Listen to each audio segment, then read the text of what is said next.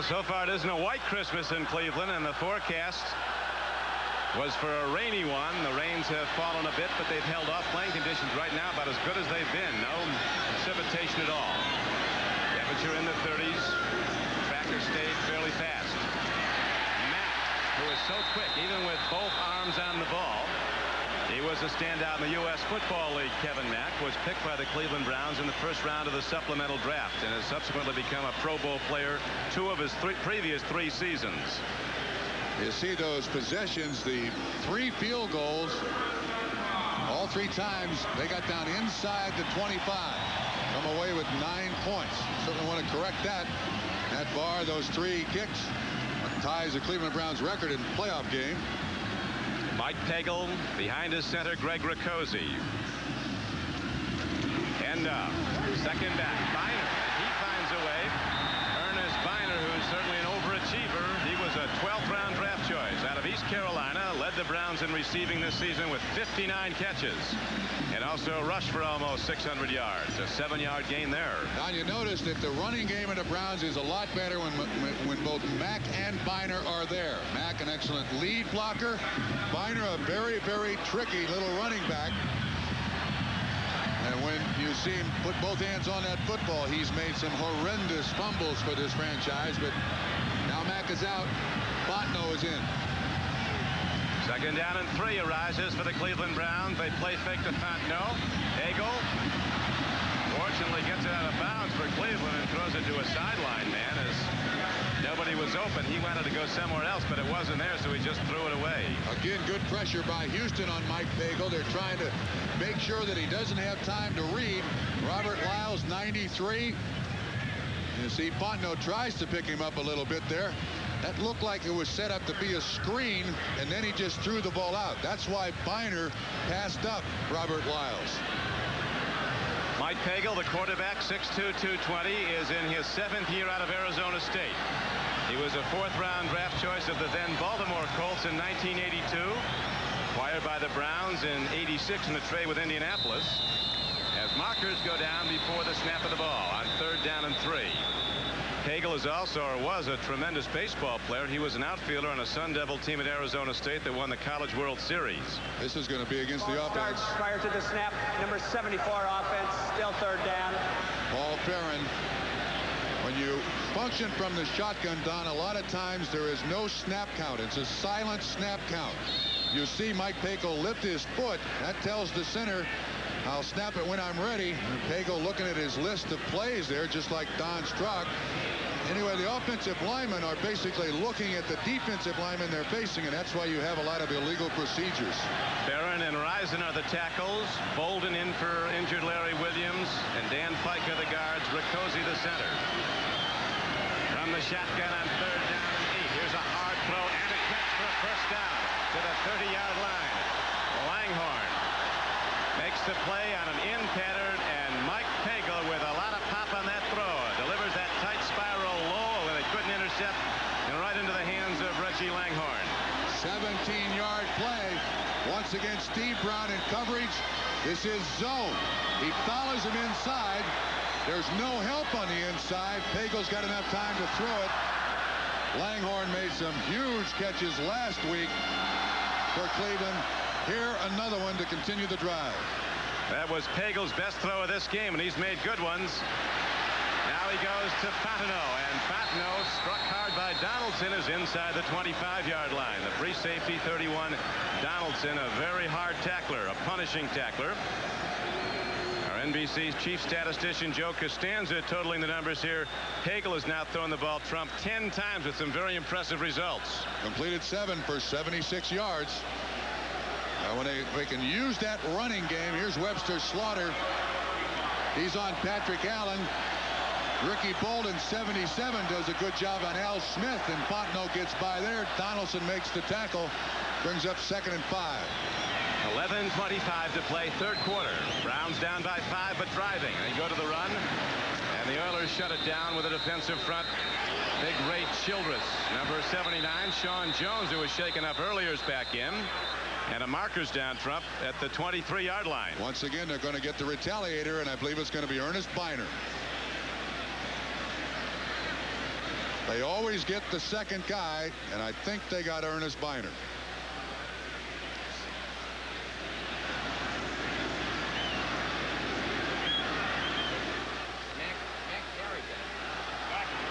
It's against Cleveland. Personal foul. Somebody pushed Ernest Bahr, and Bahr turned around and just punched him. In games like this, you got to keep your poise. We'll watch on the right of the screen. Al Smith and Donaldson push Bahr around. 44 Bahr turned around. 15-yard penalty. The down was completely over, so it will be third down. It is interesting. The Oilers are 6-1 in games where they've led at the half, as they did today. The only loss came last week when they were up 16-7 at halftime. Built that the 23-7 early in the third quarter, only to lose here at Cleveland 28-23 last Sunday. But Coach Glanville's hoping to avoid that. Right now, a long yardage down, 3rd and 19 for Pagel and the Cleveland Browns. Flat pass, Langhorne. Tacklers close in, and Langhorne, who tends to cut back and lose some yardage, did there. Gain of only 4 after he had to pick up about 8. William Fuller, a big defensive end, knocked him down, number 95. Boy, was that a big penalty. That was a huge penalty. Biner's going to get himself thrown out. He's got a friend in Sean Jones. There's another flag. Sean Jones might have saved him getting thrown out. This is called losing your cool. The Oilers are saying, don't help him. To Sean. Going to be unsportsmanlike conduct. 2 big penalties in this drive, and unfortunately both on the same guy who had a fumble last year. Unsportsmanlike conduct, number 44, offense. The down was over. Again, it will be 4th down. 4th down. Bahr had a fumble last year in the AFC Conference Championship game in Denver. And here he just loses his cool. That's called getting in your face. But that doesn't accomplish anything. Well, it sure didn't there. He cost him 30 yards on maybe the most important drive of the season, and certainly in this game. So now the Browns have to punt. Roniger hits a good one downfield. It forces a fair catch. Duncan, fair catches for the Oilers. They will start at their 10-yard line. 40-yard punt, no return, as Coach Schottenheimer trying to calm down Bahr. Mike Pagel has just gone over to Ernest Bahr to try to settle him down, but consecutive penalties called against Bahr. The Browns were taken out of a drive, had a punt, and now the Oilers, who lead 14-9, have their first possession of the second half. And the run they go, and that's Allen Pinkett, who scored their 2 first-half touchdowns. He's not done as he weaves his way, bouncing outside and gets to the 17. Here's another marker. Well, his coaches wanted a motion. I think they have more than they wanted. Well, the officiating crew doing a great job of trying to keep control of this game. Trying to make sure that it does not totally get out of control late. Personal foul. Houston, half the distance to the goal.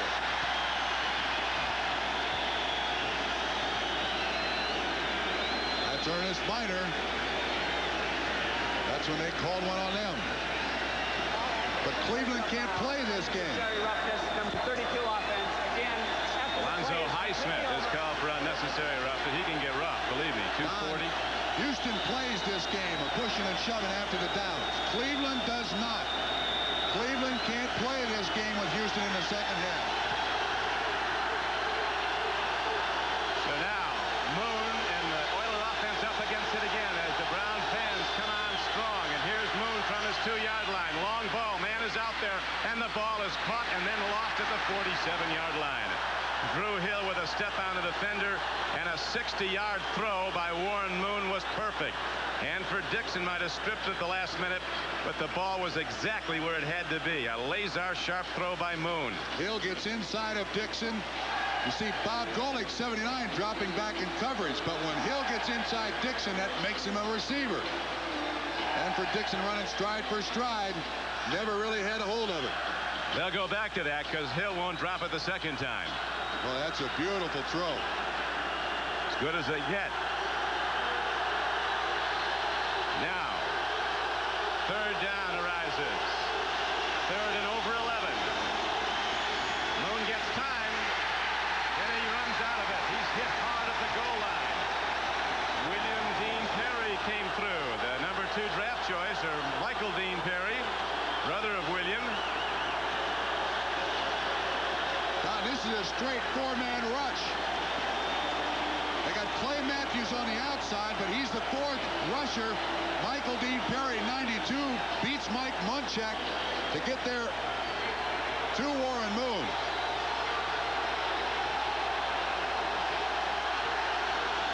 A rookie, Greg Montgomery, under great pressure now. Barking at him from behind in the pound. And here's a great hit downfield. Knuckleball punt, tough to field. It's picked up by McNeil, and he quickly dances out of bounds. But the Browns get the ball to start this drive on the Houston side of the 50. A 42-yard punt, a 5-yard return. And for Dixon, an all-pro cornerback, attended to in this last week's game with a quadricep injury. As the Browns and the Oilers try to get to Super Bowl 23, the Super Bowl tournament beginning today.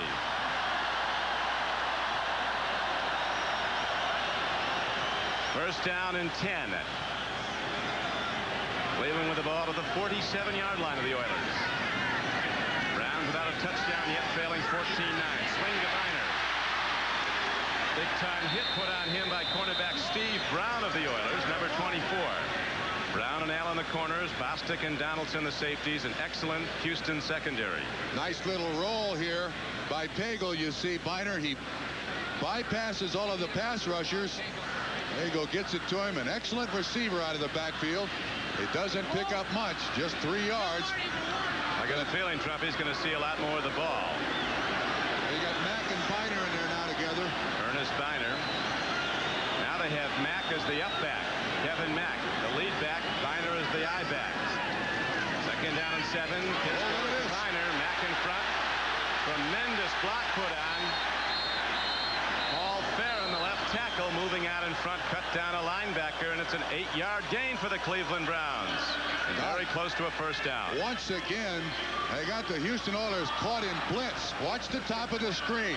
Good job by Langhorne. He gets a good hit on Johnny Means, and that gets him the corner. Paul Farron with a nice block on Eugene Seal. And then Patrick Allen out there to make the tackle. Close enough to measure for the first down.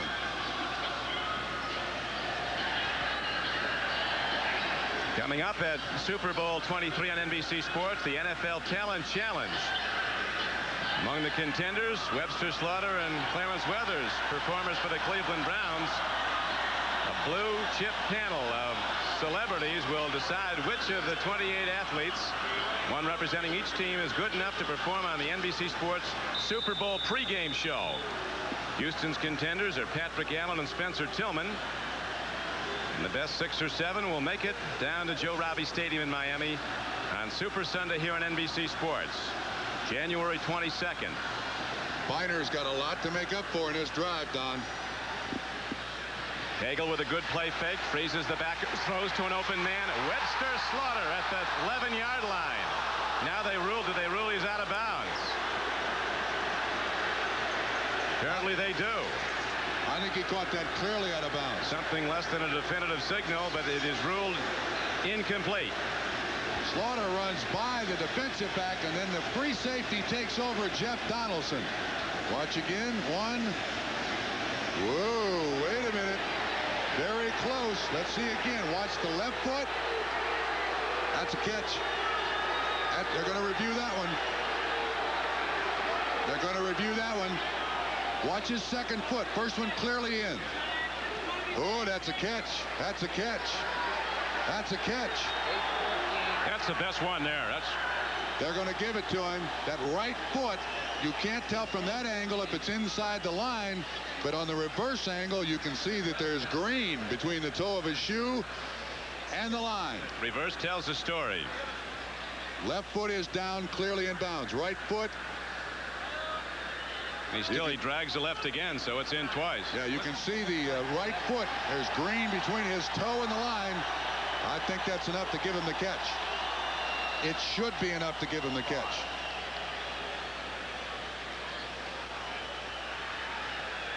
Game of inches. If it's ruled that Slaughter did indeed get his foot down an inch inside the white line, it'll be good for a 25-yard Cleveland game, and a game that they trail in with 8:11 to play in the third quarter. Oilers still leading 14-9 as it stood at the half.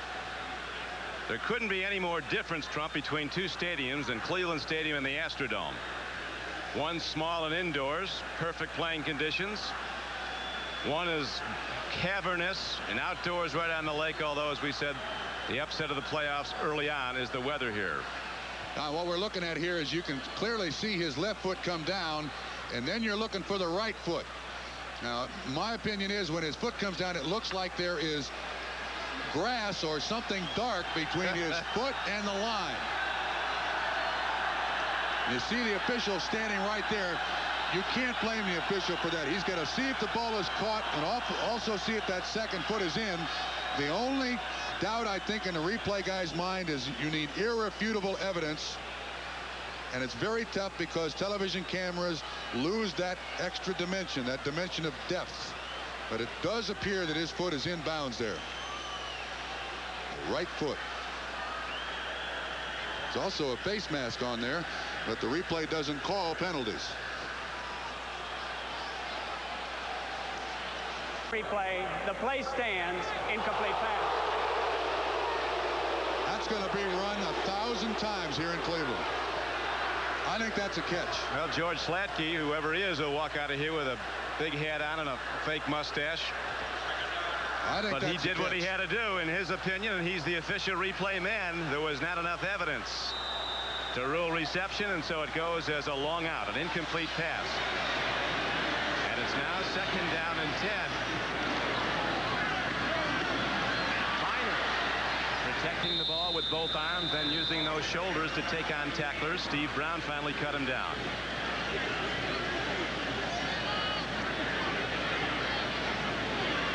Game clock running, 7:55 to play third quarter as Warren Moon waits for his chance.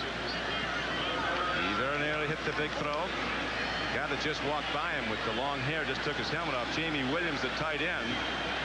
He hasn't caught a pass now in 9 games. I think they might go to him one of these days. He's an offensive lineman. He wears a tight end number, but he's an offensive lineman. 37 coming up for the Browns, who trail 14-9 in the third quarter. Climbing ball, Langhorn's out there, and he has it inside. No, he dropped the ball when he hit the turf. Incomplete. So close to first and goal at the 3. Nice throw by Pagel. He's made a number. Steve Brown and Domingo Bryant were the men in coverage. That's Brown. Langhorn gets outside. The blitz was coming. This is man-to-man coverage. He stretches out for it, and he just can't control it. So the Browns, who got the ball to start the second half on their own 40, and then they get it on the Houston 46, have to settle for 2 punts instead of points. Runniger, a big game punter. He's punted in Super Bowls for both the Eagles and the 49ers. Hits it downfield, and Duncan fair catches. Again, the Oilers get the ball, but they're forced to go the long field. They had a 191-yard drive in this game for a score. Now they'll start from their 10. They're getting meaner looking now. Mark Harper is in at corner. Hanford Dixon is out. Handoff. Allen Pinkett bangs at the left side of the Cleveland defense.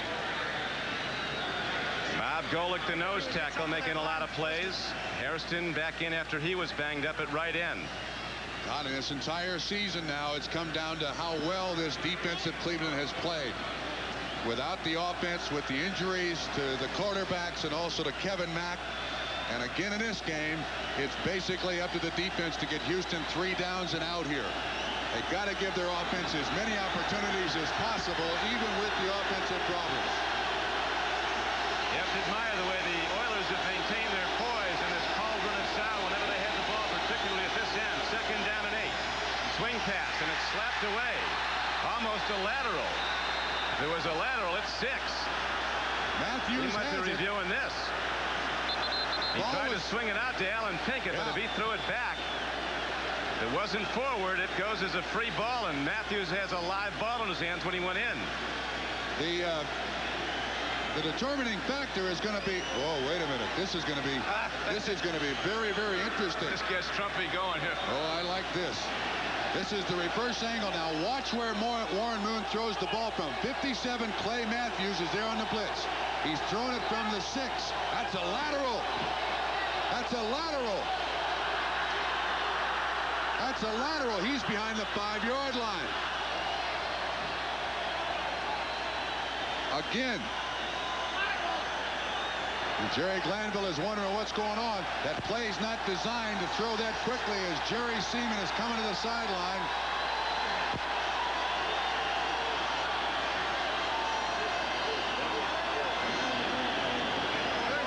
Once again, watch where Warren Moon, this is the reverse angle.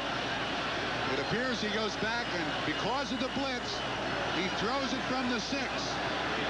Allen Pinkett is inside the 5. There is no question that is a lateral. Clay Matthews picks it up, but watch Jerry Seaman. He motions no, no, no. You see right there in the corner? There's no way they can say the whistle blew. Knocked down on contact. That has got to be either Cleveland ball at the point where Clay Matthews picked it up or 6 points. This place is going to go crazy. By the end of this day, George Slatsky could be the most famous or infamous person in Cleveland, Ohio. The replay man doing the best he can. All right, let's try to look at this now. Let's try to look at this just as he's about to throw it. There's his foot right there. You can see the 5-yard line. And then when Allen Pinkett catches it, this is so clear. I don't even know why I'm doing this, but I'm doing it anyway. There's the 5-yard line. There's no question in anybody's mind that that's a lateral. That ball's behind the 5-yard line. Wait till you hear this. You're going to hear a motion erupt that you won't believe. Clay Matthews gets a delayed touchdown if the hands go up. After further review of instant replay, it was determined that we had a backward pass and not a forward pass. The covering official hit the whistle when the ball was incomplete. Consequently, going backwards, it will be Houston's ball on the 5-yard line. That cannot happen. No. The whistle was blown. On a backward pass, the ball is live. The whistle cannot blow. The ball is live on a backward pass. This cannot happen. There is no whistle blown.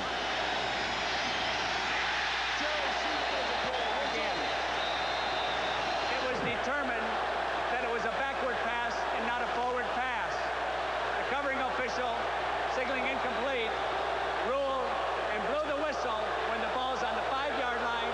It will be Houston's ball. But the whistle cannot blow on a backward pass. The ball is live.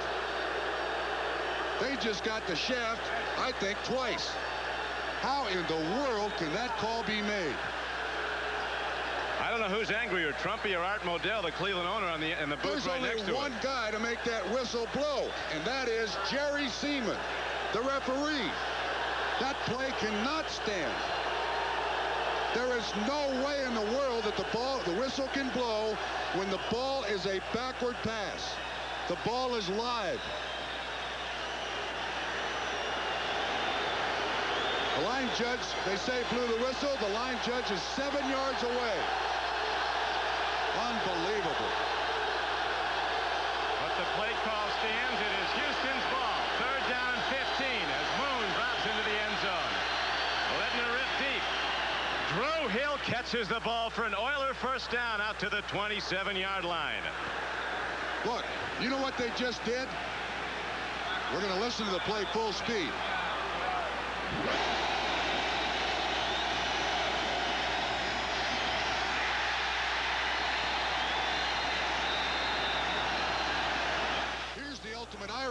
Here's the ultimate irony. They gave Houston the ball at the spot where it was dropped by Allen Pinkett.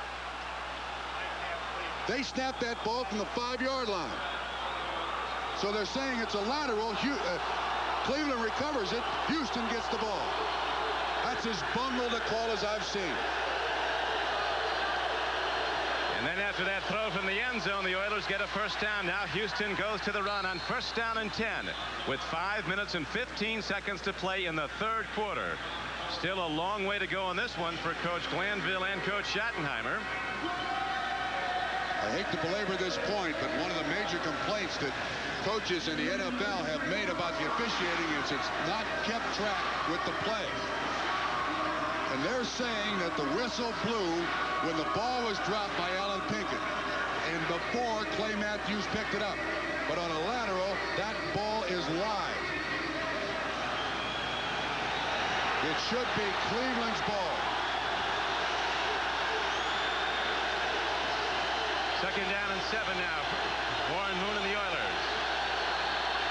Penalty marker comes in. Time ran out. Delay a game.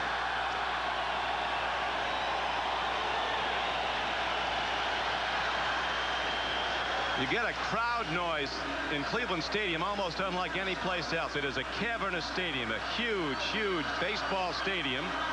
And it's almost like a deep roar rather than the intense noise you get in the Astrodome or the Kingdome or one of the indoor stadiums. But it is deafening. It builds. Don, I sure hope our postgame has the ability to get a hold of Art McNally for an explanation of this call. It's put a sour note on the entire football game. Warren Moon from the shotgun on second and 12. Long ball. The coverage is good and there's no play at the 45-yard line. Curtis Duncan was the intended receiver. Minifield 31 was running stride for stride with him. You know the Oilers aren't going to get a call here after what went against the Browns. Yeah, the Oilers have gotten their share. Last week the ball bounced in the second half for the Cleveland Browns. Off helmets and shoulder pads and into hands. And today the calls have gone for the Houston Oilers. Minifield, step for step. He's with Duncan, and that's what Duncan is complaining about. He does not get the call. Hanford Dixon is back in at the right corner now. When out, he's troubled by that leg muscle injury, a pulled quadricep. Minifield was covering on that play. Hanford Dixon's at the lower portion of your screen covering. Warren Moon, he can roll if he has to. He's intercepted by Cleveland. Mark Harper picks it off, and he's back inside the 25-yard line.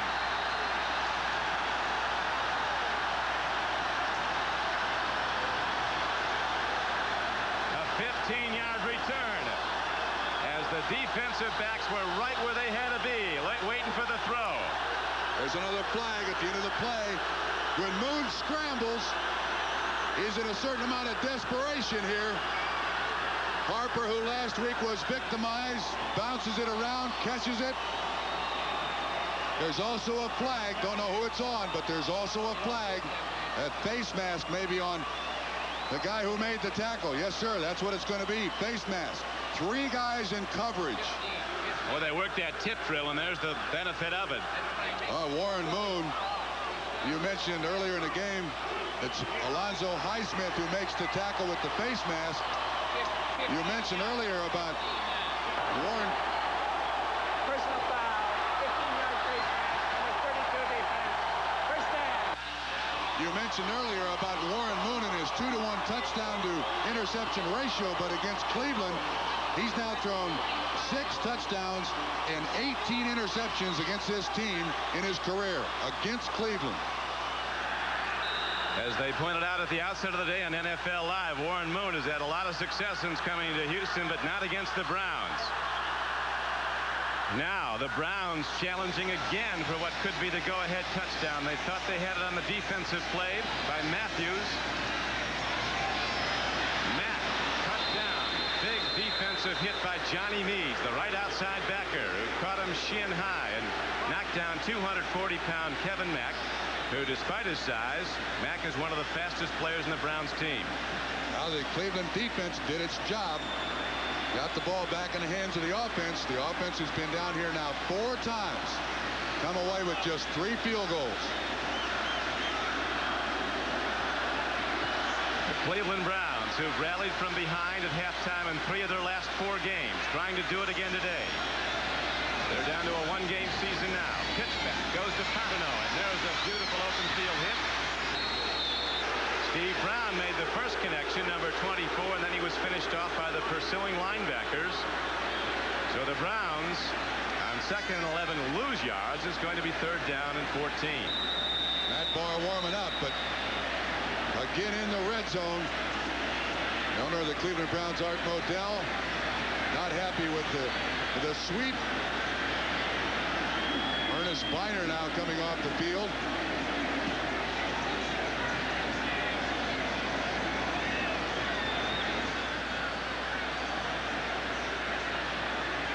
Ernest wincing there. Oilers coming from the building they've named the House of Pain. They thought they were coming to the House of Rain today here at Cleveland Stadium. Forecasts as of yesterday for today's game were for football and a car wash. Heavy rain and gusts of wind up to 50 miles an hour. It was gusting up to 40 miles an hour yesterday. But the playing conditions for the most part have been excellent for Northern Ohio in late December. Again, a huge down for Cleveland. They've dominated in the second half, but they have no points. Score stands as it did at halftime. 14-9 Oilers. Zone by Houston. Zone. Pagel looks it over. Goes into the end zone. Wide open. Webster Slaughter. And the Browns take the lead. The same man who brought them back last week from behind. Webster Slaughter on the payoff end. This time it's Mike Pagel who delivers a 14-yard touchdown throw.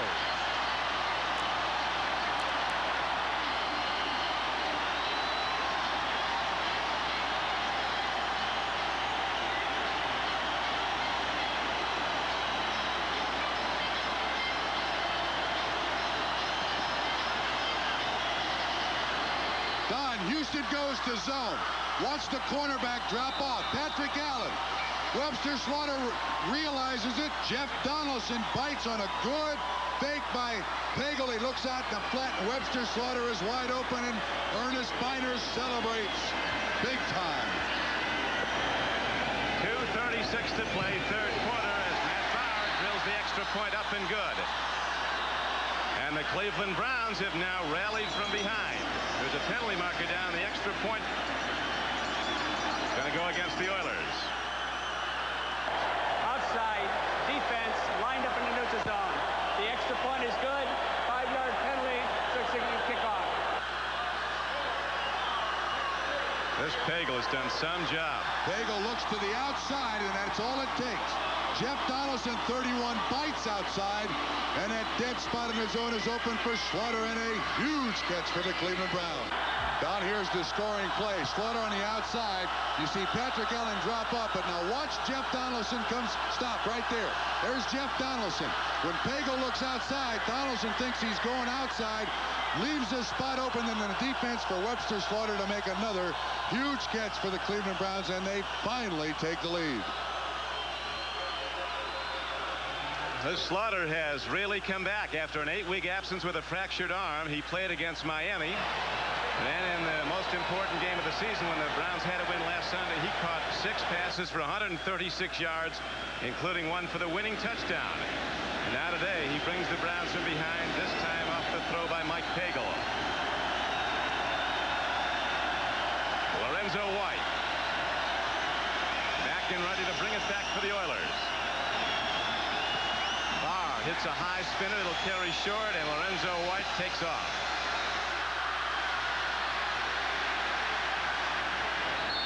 Works his way out to about the 23-yard line, where Warren Moon and the Houston offense come back out.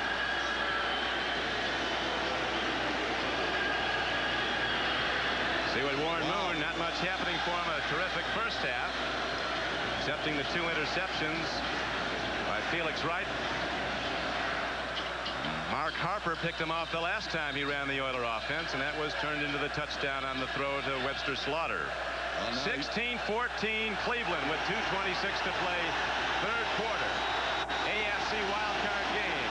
Winner goes to Buffalo, losers out. First time in 9 games that the tight end Jamie Williams had a ball thrown to him. He doesn't get it often, but he appreciates it when he does, although he banged his elbow coming down. Watch the offensive line in the trenches. There's a lot more holding allowed now than used to be allowed in the NFL. Here's Munchak on Big Daddy Hairston. It happens any way you can get it done nowadays in the NFL. These guys are so big. Williams with his catch. Lands right on his shoulder.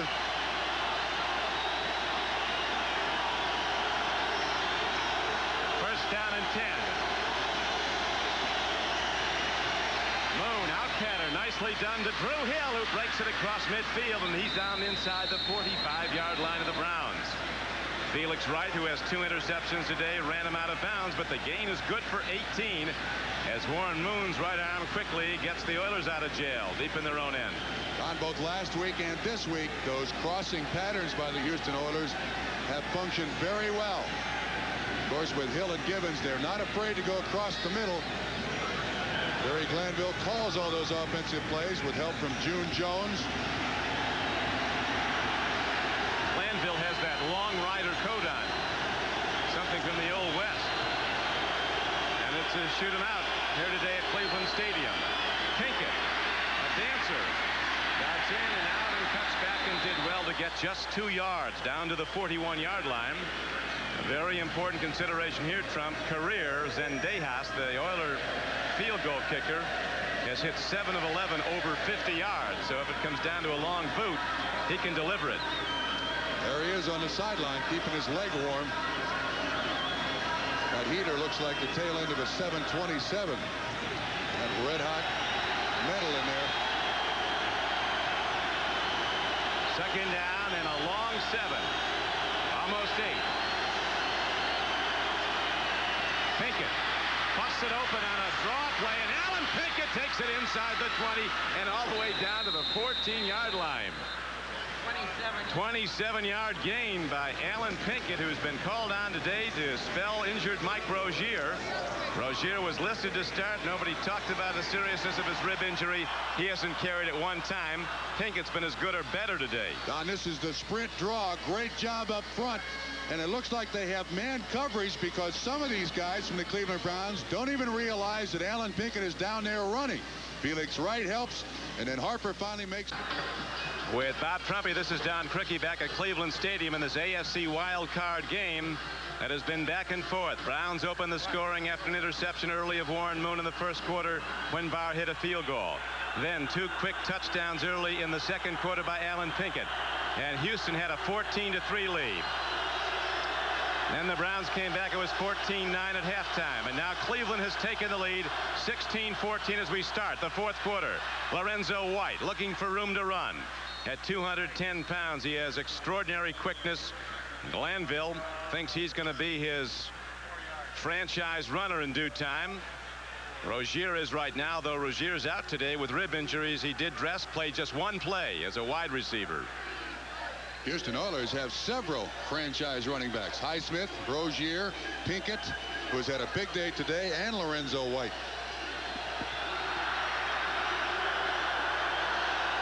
Duncan goes wide left.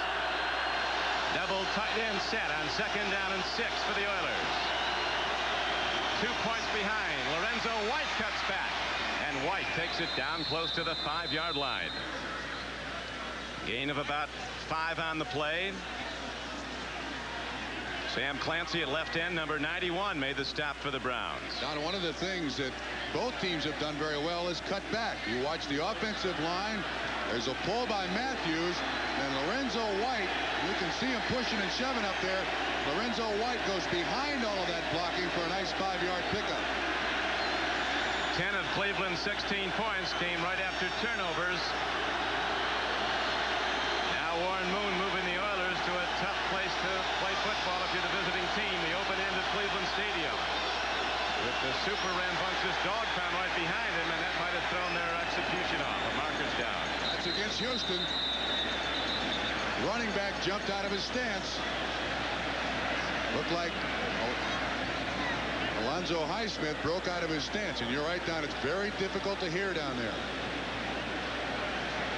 Now watch Highsmith. He moves. That prompts the defense to move. So instead of 3rd and 1, it'll be 3rd down and 6 for the Oilers. It'll move the ball.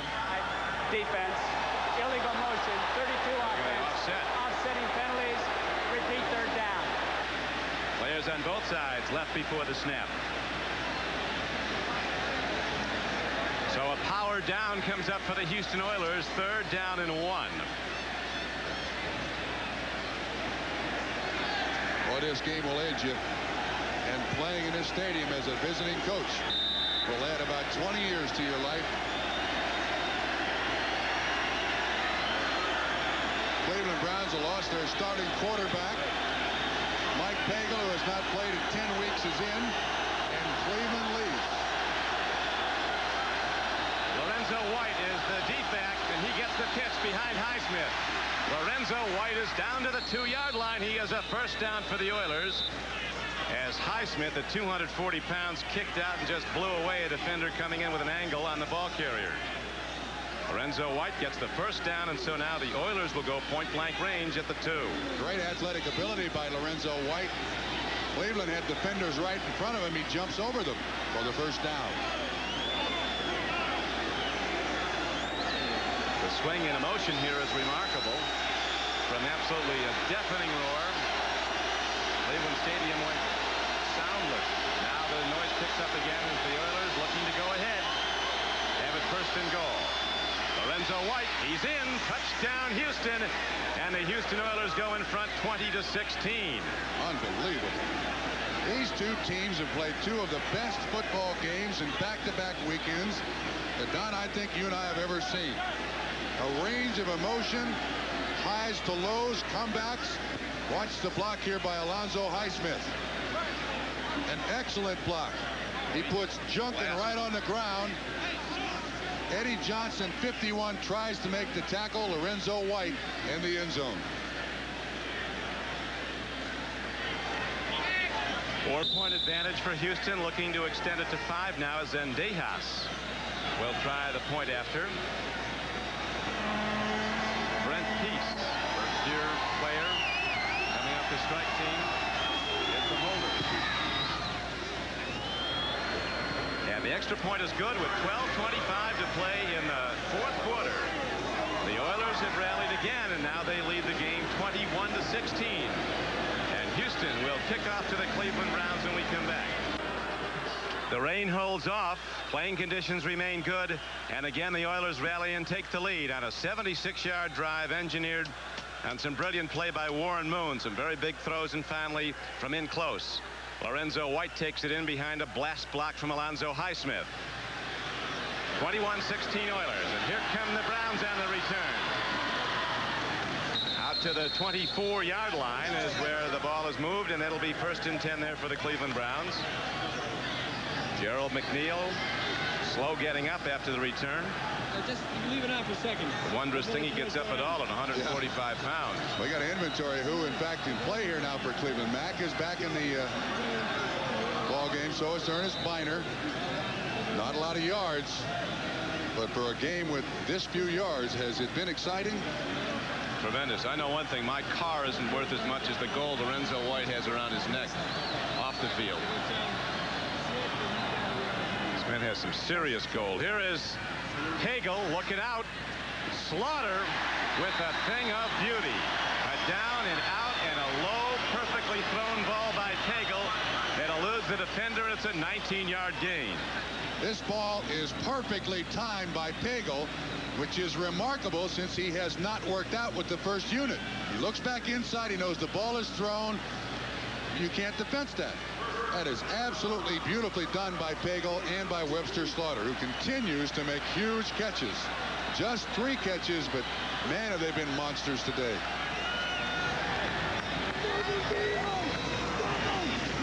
Kevin Mack, he is slowed, and then he gets a second acceleration, moving straight ahead for a gain of about 2 yards on a first down carry.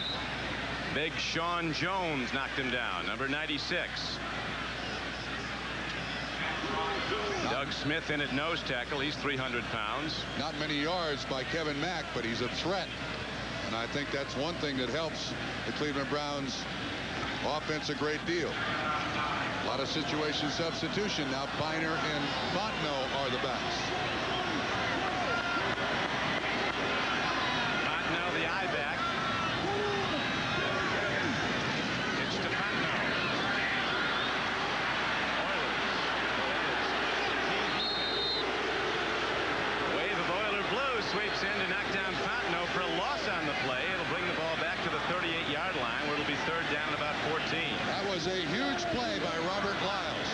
sweep comes his way.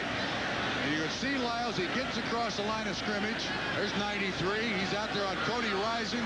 Eugene Seal eventually assists on the tackle for a loss of 7 yards.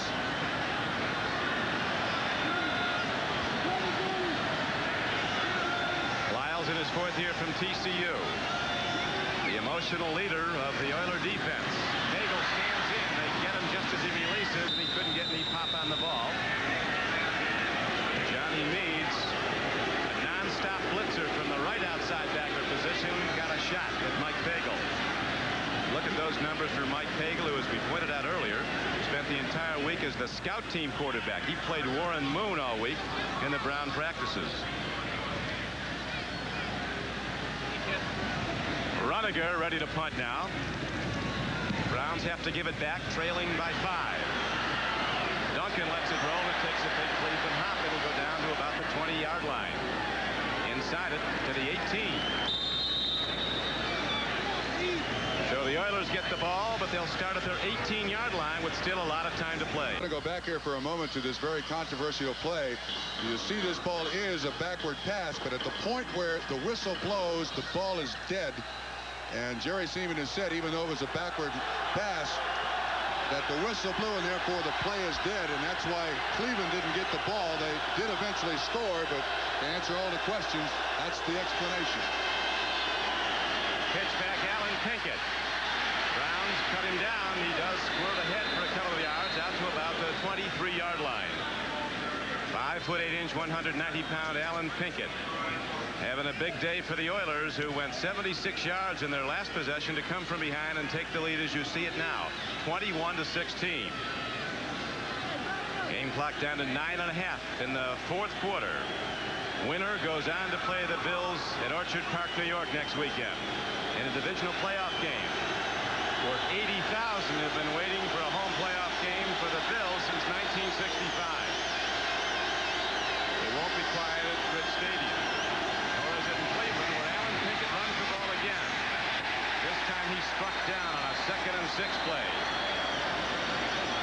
Again, it's turned to the Cleveland defense. Mike Johnson was the guy who made that hit. And Bob Golick. Again, it's turned to the Cleveland defense. A loss of 2 yards on the run. Not bad for a replacement running back today for Mike Rozier.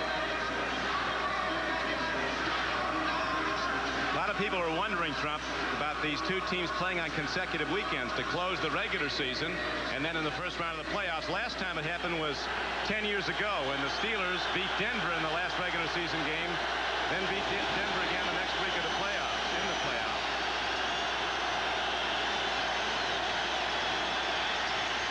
It happened 5 times as Warren Moon takes off and gets ahead. They get him short of the first down on a 3rd down and 6 carry. Warren Moon is knocked down. He got 4, and that was a huge tackle by Dave Grayson, who last week in that regular season game popped Warren Moon with a blitz that freed the ball. It was picked up by Michael Dean Terry, and the Browns scored their first touchdown. Again, the Cleveland Browns defense has done what Dave Adolph wants them to. That is 3 downs and out for the Houston Oilers. AFC Central standing tall this year with 3 playoff teams. Montgomery stands in, hits a low, and it'll come back at Houston. Here comes McNeil. 45. And out to midfield. So the Browns, who need a touchdown with 7:33 to play, get the ball at midfield, 1st down and 10, trailing 21-16. Every week, a new Cleveland Brown quarterback seems to be called on to rally them. Last week it was Don Strock. He went out with an injured hand today. Mike Pagel is called on, and Mike Pagel has been superb. He has thrown 11 completions in 17 attempts. He's gone for well over 150 yards and a touchdown, but now he has to bring them from behind again if he can. Yeah, Don, both of these games between these two teams belong in the time capsule. They have absolutely played to the last ounce of their emotional ability. Kevin Mack going outside. Browns looking to bounce it outside all day, but those running stick in Oiler linebackers have cut it down. Robert Lyles, 93. That time there seemed to be confusion as you look at the possessions the Browns have had. Look where those drives have started. They've had great field position. That time Pagel and Mack kind of ran into each other a little bit. You can understand it with Pagel basically being on the injured reserve list for so long and then being the scout team quarterback this week.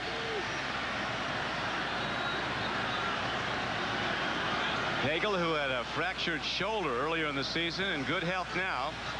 He delivers a hard throw, and he has to, and there's another out pattern as markers go down. Before the snap of the ball, stopping the clock with 7:25 to play. False start prior to the snap. Number 77 offense, still second down. Ricky Bolden, who has been called down to start at left guard today for injured Larry Williams.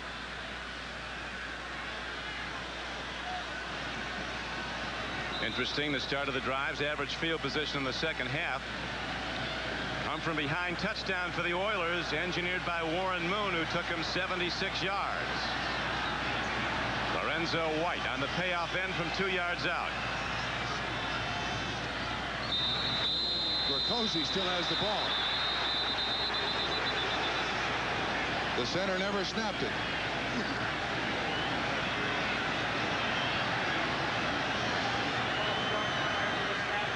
And offense, still second down. Everybody had the snap count with the center. Sometimes that's an embarrassing situation. Everybody goes but you.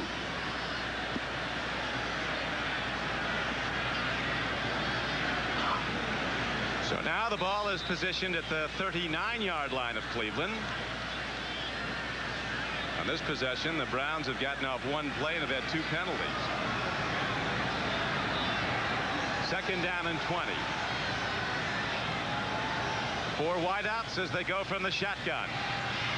Pagel gets time, stands in, delivers a ball to Clarence Weathers that he catches somehow at the 48-yard line. He got back about 9 yards. That'll bring up third down and 11. So Pagel is faced with a big throw here. Bostic was the man in coverage. They're giving him good time to throw. You see Weathers going down there on Bostic, the strong safety. He just turns in and the ball is thrown outside. Weathers does a good job hanging on to that thing. That was a rifle shot. Third and 11 for the Cleveland Browns.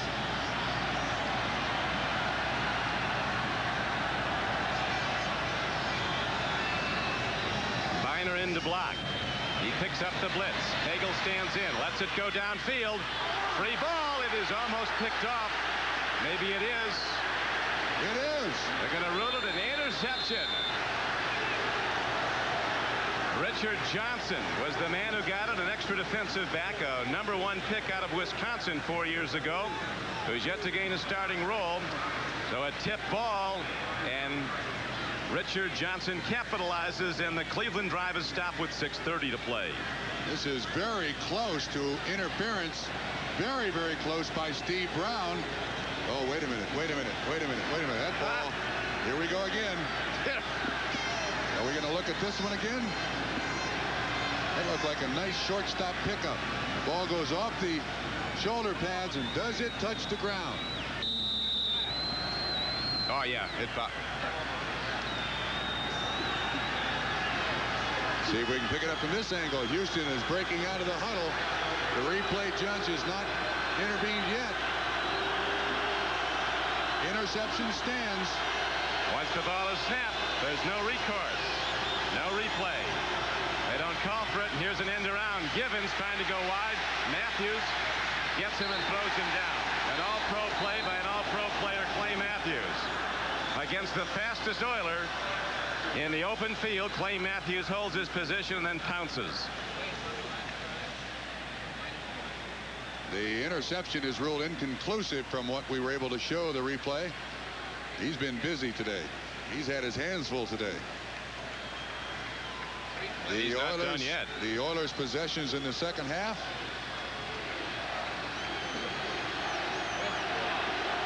Not very good. They've had lousy field position too. Oilers led at halftime, 14-9. Cleveland took the lead, 16-14. Oilers lead it now with under 6 minutes to play, 21-16. Throwing a catch, working hard is Haywood Jeffries. On a 2nd down and 12 play, he only gets ahead for about 4. This telecast is presented by authority of the National Football League. It is intended for the private use of our audience. Any rebroadcast or other use of this telecast without the express written consent of the Cleveland Browns and the National Football League is prohibited. This game is the property of the National Football League, of the Houston Oilers and the Cleveland Browns. All rights are reserved.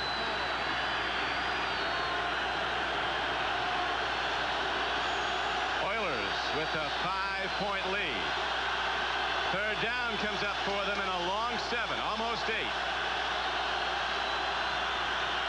Moon, he's going to run for a 1st down. Warren Moon slides to a halt at midfield, but Warren Moon delivers big, busting up the middle with a 13-yard gain. 4 new downs for the Oilers. Game clock still running down to 4:40 to play. Excellent coverage by the Cleveland Browns downfield.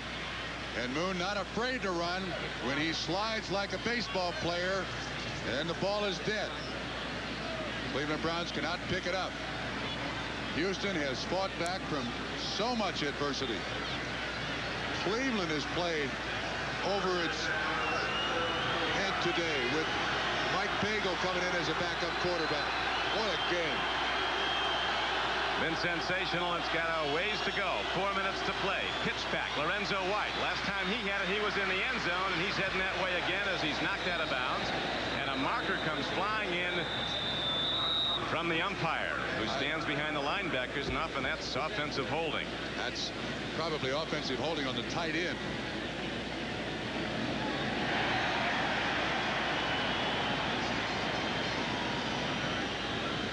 Oilers have a new runner in their backfield now from Oklahoma. Spencer Tillman is in the game. Number 33. Holding, number 87 offense, still 1st down. They got Jamie Williams, so thrilled with his first reception in 9 games. Now there's an official back there whose sole responsibility is when the ball is snapped, you watch the tight end first until the play passes. When that long flag comes in from way back there, you know it's against the tight end.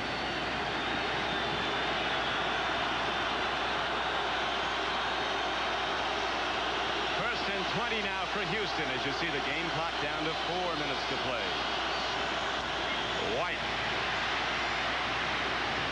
Boom comes the Cleveland defense led by Mike Johnson, their leading tackler and inside backer number 59. Cleveland's calling for a timeout. They've got 3. 3:47 left to play. That is timeout. And the count holds 21-16 Houston.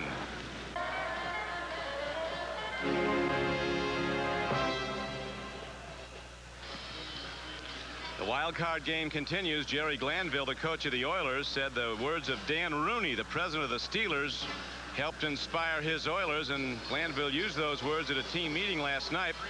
Dan Rooney said of the Houston Oilers, they've become one of the most physical football teams in pro football, and to play with them, you've got to be ready to hit hard. And he said that's what he called on to summon that hitting and that intensity for one more time. Glanville said you only can get to the emotional peak once a week, and I like to get it up Saturday night and ready to get these guys ready to kill on Sunday. Today he had to do it on Friday night, and they're ready to go. 6 days rest, 2 straight weeks in the same stadium to play like this. Remarkable effort by Houston. Second down throw to an open Curtis Duncan, and he's very close to a first down but short of it. A second down and 17 throw is good for 15 yards. Took advantage of the double rotation zone. You'll watch Will Hill. He'll stay at the line of scrimmage. He passes off Duncan because there's a receiver coming in his area. And frankly, if Warren Moon throws that ball just a little bit more inside, Curtis Duncan might still be running with it. Duncan got to the sideline before the safety could rotate out there. An enormous play arises now. Cleveland defense needing to stop the Oilers. Oilers looking to get new downs to run the clock from the shotgun on 3rd and 2. Here's a throw and a catch. And a Houston first down as Drew Hill cuts his way down inside the 35-yard line. And down to the 33. So the Oilers maintain possession, and now here's a timeout call, Trump, by Cleveland. The defense has to call the timeouts to stop the clock. That's the only way they can stop the clock. That is Cleveland's second timeout. That will be a 40-second timeout. Dave Adolph, the defensive coordinator, counseling Marty Schottenheimer. Tomorrow, NBC Sports World presents a Christmas chance to bring the Browns from behind. It ends today at Cleveland Stadium for the Browns. They're down by 5. Lorenzo White smashed hard. Bob Golick made the play. Game clock down to 3:23 to play. Cleveland takes its last timeout.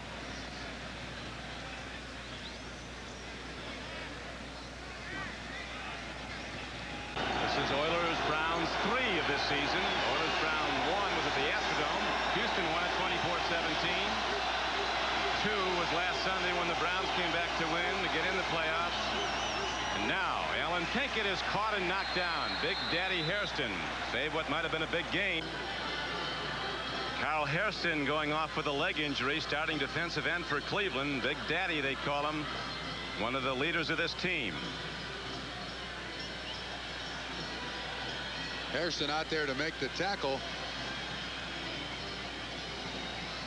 He's got a hold of Allen Pinkett. Can't really see what happens there. Houston has 11 penalties today. Last night Glanville said around 10, and that's when we function best. Well, they've got 11.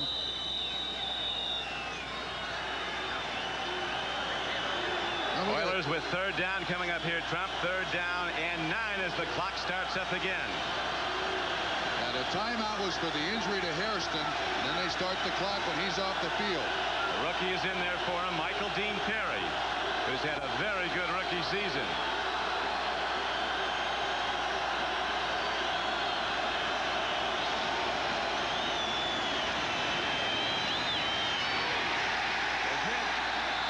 Cleveland makes the play. Allen Pinkett carry. Dave Grayson ran him down for no gain. That brings up 4th down. Now they'll let it run down to the 2-minute warning, and then Jerry Glanville has a tough choice. Do we punt the ball? Do we go for the field goal? Not an easy situation. Both these teams were in the playoffs last season. Denver Broncos knocked them both out on their way to the Super Bowl. Super Bowl 23 coming up January 22nd on NBC Sports. That is a 2-minute warning. And right now the 2-minute warning is given as the Oilers have to make a decision on 4th down. This is Don Criqui with Bob Trumpy back at Cleveland Stadium, where the Oilers have their long-range punter, small as their long-range place kicker. Zendejas getting set to try one. He can kick it from ways out. This would be a 48-yard attempt where it's positioned right now at the 31-yard line. It's the line of scrimmage, and if he hits it, Cleveland would be in deep trouble. They couldn't come back with a touchdown to win. Yeah, but Don, I'm not so sure that you don't put Zendejas out there to at least draw the defense up like it's going to be a field goal and then have him punt it. He can do that. Good point. I mean, if he's standing there to come anywhere close, he's going to have a low trajectory. And of course, if he misses, the ball comes back to the 32-yard line. I'd watch for Zendejas here with the fake field goal punt. Let's see what happens. This will be a 49er, almost a 50-yarder from where the ball is positioned now. He's into it. He puts a charge into it, and Zendejas knocks it through. Unbelievable. A 49-yard field goal by Tony Zendejas with 1:54 to play. And that extends the Oilers' lead to 24-16. So unless the Browns can come up with the miraculous over less than 2 minutes to play, the Oilers are heading to Buffalo. Oh, there was no footing problem. That was a beautiful job. Zendejas started out this season. He made just 4 of his first 12 field goals. And the punter, Montgomery, was the holder. They changed to Peace, the backup quarterback, and he's now made 15 of his last 17. A check now, Trump, of the grades. The report card, Moon with the big numbers again today. 3 interceptions.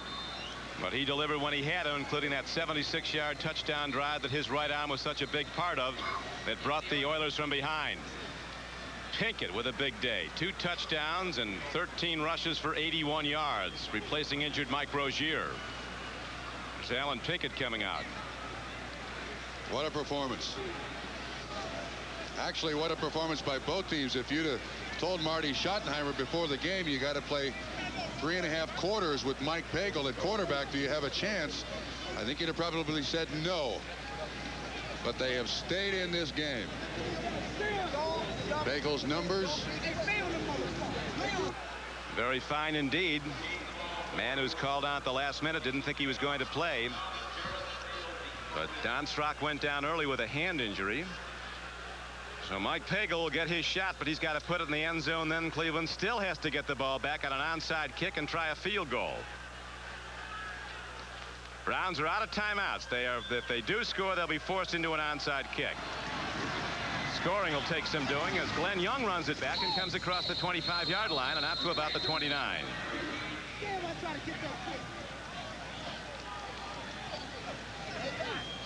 Chris Dishman was on the special teams play for Houston. So here comes Mike Pagel, a 7-year veteran from Arizona State who missed much of this season with a shoulder injury, as did virtually every quarterback on the Browns roster.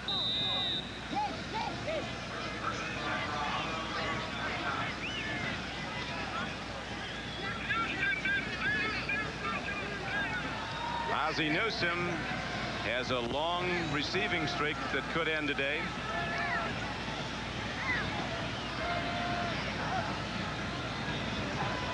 It's actually a regular season streak, so it could still be alive depending on the official ruling, but the Browns have much more than that to concern themselves with now. With first down and 10, they don't get much. With 1:38 to play, the Wizard of Oz looks on in what might be his final game as a Cleveland Brown after all those great seasons.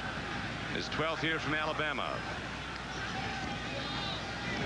Pagel again stands in, throws up the middle. The Oilers are giving them all they want down the middle because the Browns can't stop the clock. 1:20 to go, and the Browns trail the Oilers by 8, 24-16. They need to get the clock stopped here. Throw to the outside. Looking for the out pattern now. Here's a long ball downfield. It is caught at the 40-yard line. They rule it a reception. Webster Slaughter on the catch. Now this is the true prevent defense by the Houston Oilers. Going to keep every running back and receiver in front of them. The executive producer of NBC Sports is Michael Weissman. The coordinating producer of NBC Football is Ted Nathanson. The coordinating producer of NFL Live is John J. Filippelli. Today's game was produced by George Finkel, directed by John Gonzalez, replay producer David Neal. NFL Live produced by Ricky Diamond and Tom Roy, directed by Bucky Gunson, Bob Levy, as the Browns get a strike downfield inside the 20-yard line, but the clock continues to run and they're down by 8. Technical directors Marilyn Altman and Richard Sansevier. Now what Pagel's got to do is, well, he's not going to do it. I was going to tell him just throw the ball down to the ground. Stop the clock. There he does. Yep. And our thanks to NBC Chief Statistician Joe Costanza, to spotters John Betchkel and Jeff Modisett, and helping in the booth Don Drebus and Bob Karlovic. Down to 40 seconds to play. Allen Pinkett was the man today as much as anyone, along with Warren Moon. As it's time now for the Most Valuable Player Award, sponsored by Budweiser, and today's MVP is Allen Pinkett from the Houston Oilers. Budweiser will make a contribution to the United Way on behalf of today's MVP. Pinkett congratulated by his teammates after a big day called down at the last minute. They had hoped Rozier could go, but a rib injury kept him sidelined for all but one play.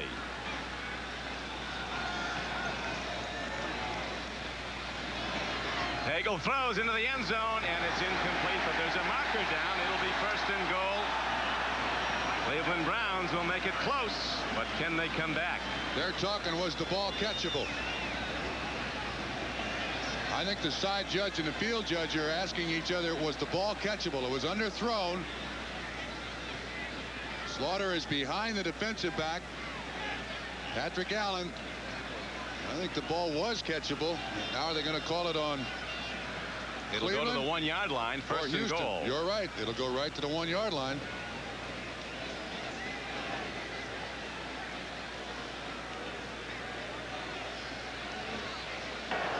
pass interference. Number 29 defense on the 2-yard line. First down. The pass is ruled incomplete. He wanted to make amends for what he called the worst game of his career last Sunday here at Cleveland Stadium, and that was the reason for his worst game. Webster Slaughter beat him all day long. This Cleveland Brown team just does not know the word quit, slow down, die, overmatched. Well, they got to get it in quickly. 35 seconds left. Cleveland with no timeouts. Then they'll try the onside kick. Ozzie Newsome in the ball game here. They need to score. They need to throw it. They can't run it because the clock continues to run. They need to throw it here.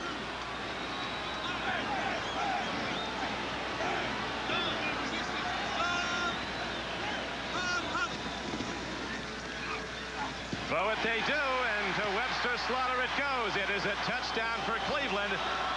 And the Browns are now back to within 2 with 31 seconds to play. Is this unbelievable? It'll come down to the final gun. The onside kick is everything.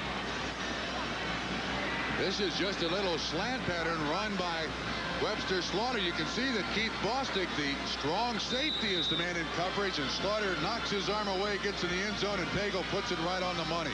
The extra point attempt coming up is insignificant. Browns trail by 2. They have to get the ball back and kick a field goal. The extra point nonetheless is good to make it a 1-point game with 31 seconds to play. Houston 24, Cleveland 23. You know, Don, it appears that there are a lot of people that have left the stadium. How about most of them? This football team used to be known as the Cardiac Kids. They have one last gasp left as you look at the touchdown reception by Webster Slaughter. His second of the day, his second of the second half. 6-play, 71-yard drive in 1 minute and 23 seconds. So Slaughter, who's come back off the injury list with all-pro level play. Second touchdown today after catching the game winner last week against the Houston Oilers. Every week, every team in the NFL works on the onside kick because you never know when you're going to need it. And Cleveland's whole season comes down to it now. Absolutely. And of course, the onside kick, when you kick it, you want to kick it along the ground because the receiving team can fair catch it if it's in the air. You try to get it 10 yards. You're going to kick it off from the 35. And once that thing passes the 45, it is all-out assault. We'll review all of what happened today, and it's not done happening with Gail Gardner on the postgame show immediately following, as the Cleveland Browns send out their fastest players to get down and try to recover the ball. The Houston Oilers send out their hands team. Everybody sure of hand, because that ball is going to come at them like a ground ball on a bad field.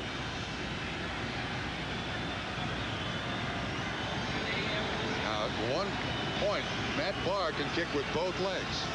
So there's no guarantee that just because he's a right-footed kicker, he's going to kick it to the right side. The propitious thing to do would be to kick it at least with one leg, not both here. That would be news. They're going to go right. Here's the recovery is set up right. Left, and they kick it down, and it's tipped in the air, knocked around, and knocked out of bounds, and it's Houston's ball, and they'll win the game. Very close to a recovery. There was a flag thrown there.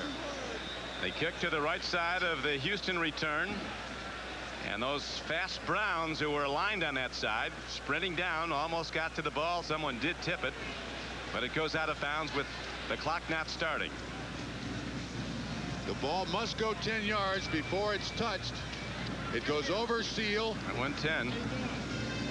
He knocked it out of bounds. Knocked out of bounds. I don't know what the flag is for. Number 31, receiving team, 10-yard penalty, free kick. Wait a minute. Cleveland gets another onside try. Yeah, but they got the penalty. Illegally batting the ball against Donaldson.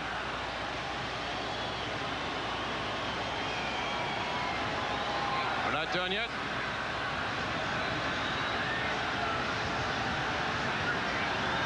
And if Cleveland gets it, they got time to throw the ball about 3 times to get down in range. It goes over Seal, Eugene Seal, and then it's kind of up in the air. Cleveland Brown gets his hand on it. No question it was intentionally batted. Again, it's a very unusual play. We have illegally batting the ball by the receiving team while the ball is loose. We will re-kick with a 10-yard penalty. I must admit to you, I've never heard of that one. I have never heard of that one because you've seen players on fumbles bat the ball out of bounds all the time. That's a new one. We've seen it all here. I don't know what that is. But see, it was touched by a Cleveland Brown player. Coach Glanville is cautioned to keep it down unless more yards be tacked down. Now the Browns will try the onside kick from their 45-yard line. 31 seconds to play in regulation. Cannot bat the ball.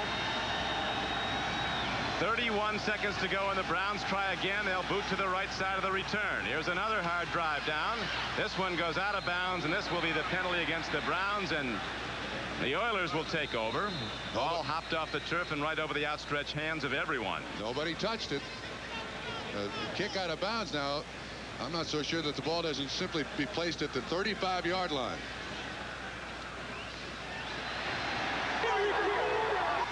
What are they saying now?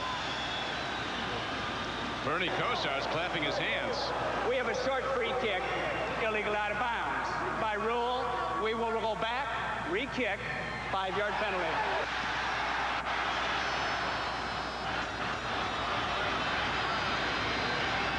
Hey, the Browns will take that penalty anytime. On a kickoff out of bounds, in a normal situation, when it goes out of bounds, the ball is placed at the 35. Illegally out of bounds. We will re-kick with another 5-yard penalty. The ruling, it's a short free kick. It did not travel the needed 10 yards to be a legal free kick. So on a short free kick, the ball results in a 5-yard penalty against the kicking team, and they kick again. Yeah, but that went more than 10 yards. Well, he said no. So at any rate, the Browns are going to keep trying this till they get it right, if they ever do. Still 31 seconds on the clock. We could be here till Tuesday. I think we're going to find out pretty quick. You think they might go the other way? Well, they got Gibbons over there. Well, the ball has to go 10 yards. Another try. It's up in the air. It's free ball. That's touched illegally by Cleveland. I'd wait on that. I'd wait for the officials to tell us. Cleveland touched that ball before it went 10 yards. Cleveland might have the ball, though, Trump.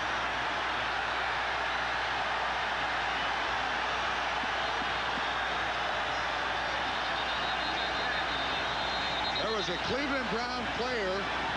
A Cleveland Brown, I think, has it. Yeah, but a Cleveland Brown player touched it before it went 10 yards.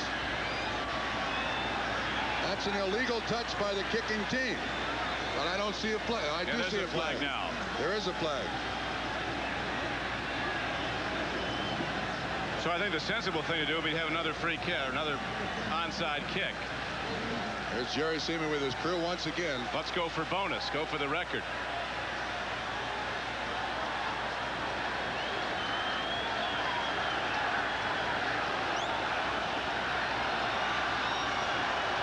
You can see exactly where the ball has to go here on the free kick, and you can also see that the ball is touched by a Cleveland player before it gets there. That's where it's got to go before it's legally touched by a Cleveland player. Ball is kicked. It goes about 7 yards. I can't pick up the number. It might have been touched by an Oiler first. But it was touched by a, no, I think it was a Cleveland Brown player. It looked like Will Hill, 35, was the guy who was down there. See if we can pick it up from this angle. The Oilers come up on the ball. They can touch it anywhere they want. Yeah, see, there it's touched.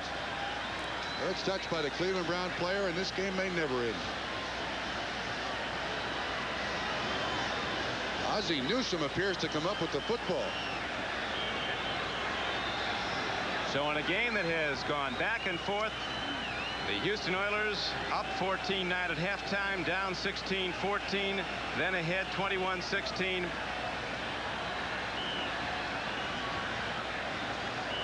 They're going to have to kick it again. Again, an extremely unusual situation. They're going to have to kick We it have again. the kicking team illegally touching the ball prior to it going 10 yards. Since we have that, following an illegal short free kick out of bounds, by rule, the ball will go to the receiving team at the spot where it was touched. First down. Coach Glanville is about had it. He's be happy to get out of here with his Long Riders coat, his players, and a one-point win. We are definitely on the last page of the rule book. I think we are. And these last two kicks. And the Browns are in the last moment of their season as the Houston Oilers jump in jubilation. They have rallied to win in a place that's been awfully tough for them to come away with a victory. And Warren Moon, you have to harken back to that 76-yard drive he engineered when the Oilers were behind in the second half. Allen Pinkett, today's game MVP, scoring 2 touchdowns, rushing for 81 yards in just 13 carries. Called out at the last minute to get the Yeoman's job of running the ball for the Oilers. Mike Rozier couldn't go because of bruised ribs. Browns are powerless to stop the clock.